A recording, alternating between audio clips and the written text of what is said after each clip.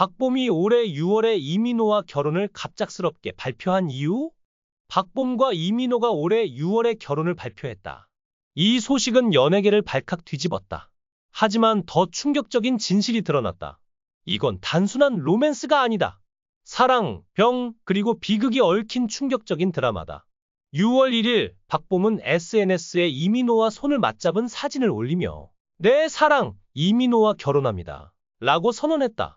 사진 속 이민호는 미소를 짓고 있었지만 그의 눈빛은 어딘가 흔들리고 있었다. 팬들은 혼란에 빠졌다. 이게 진짜야? 갑자기 왜? 이민호의 소속사 MIM 엔터테인먼트는 즉각 사실무근? 이라며 반박했지만 박봄은 라이브 방송에서 눈물을 흘리며 우리는 오래전부터 사랑했다. 이제 숨길 필요 없다. 고 폭탄 발언을 던졌다. 당시 2NE1 2NE1으로 한창 인기를 누리던 시점에 박봄은 자신의 친할머니 주소로 대한민국에서 허용되지 않는 약물인 에더럴 아디로 82정을 반입하다 적발되었습니다. 에더럴은 UN 비마약 항정 약제로 분류되긴 하지만 국내에서는 유통 및 처방이 금지된 약물로 반드시 식품의약품안전처 식약처에 신고 후 허가를 받아야 합니다. 그러나 박봄은 이를 신고하지 않고 반입하려다 사건이 발생했고 이는 당시 박봄 스캔들로 불리며 큰 화제가 되었습니다.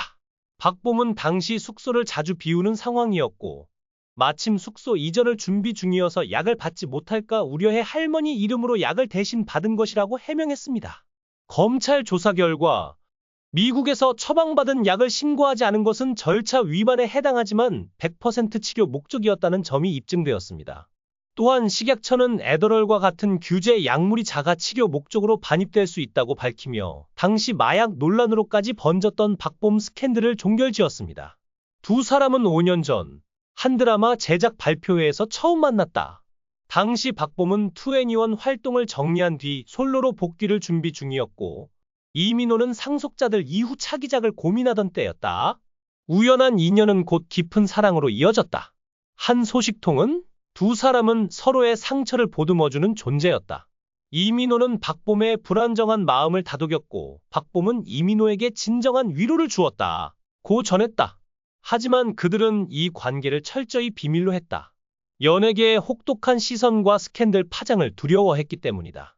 두 사람은 몰래 데이트를 즐겼고 심지어 이민호의 집에서 함께 시간을 보내는 모습이 몇몇 지인들에게 목격되기도 했다.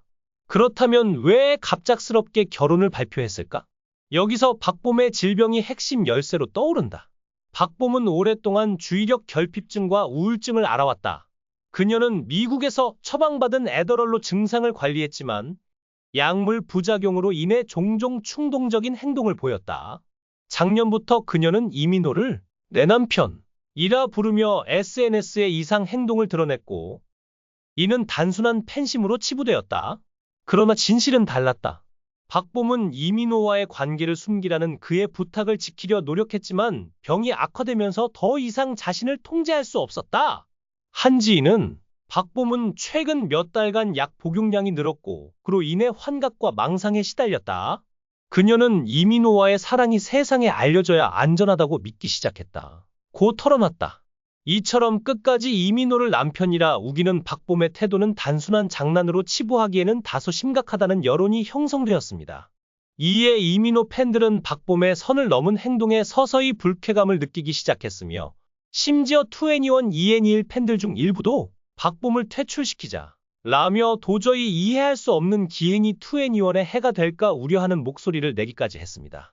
급기야 일부 네티즌 사이에서는 박봄이 2NE1의 투어 중 멋대로 무대에 올라가려 했다는 소문까지 번지며 박봄의 이민호와의 셀프 열애설은 어느 순간 단순한 에피소드로 치부하기에는 너무 멀리 간 상황이 되고 말았습니다. 살이 많이 쪘다가 다시 빠지고 나날이 변해가는 얼굴 생김새로 박봄은 한동안 화제의 중심에 섰습니다. 다만 과다 복용 시 편집성 조증과 유사한 정신병을 유발할 수 있다는 점도 지적되고 있습니다. 그렇다면 박봄이 앓고 있는 병이 ADHD일까라는 궁금증이 생기는데 사건 당시 검찰은 박봄이 ADHD가 아닌 우울증을 앓고 있었다고 발표한 바 있습니다. 현재 ADHD 주의력 결핍 과다 행동 장애는 굉장히 널리 알려진 질병으로 ADHD 진단을 받은 사례를 접할 기회가 많아졌습니다. 그러나 수년 전, 그러니까 2010년대 초반만 해도 ADHD에 대한 인식은 다소 부족했습니다.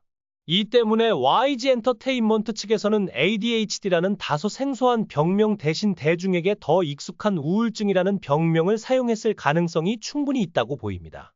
어쨌든 당시 박봄은 우울증을 앓고 있다고 전해졌으며 심지어 미국에서 축구 선수로 활동하던 시절 친구의 죽음을 겪으면서 우울증에 걸렸다는 구체적인 스토리까지 더해졌습니다.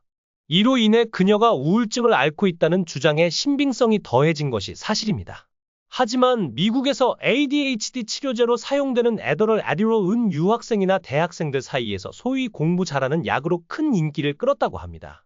의사의 엄격한 관리와 처방이 필요한 이 약물이 유행이었다는 점은 다소 모순적으로 들릴 수 있지만 미국 내에서는 시험 기간에 애더럴을 구하고 싶어도 구하지 못할 정도로 오남용이 심각했습니다.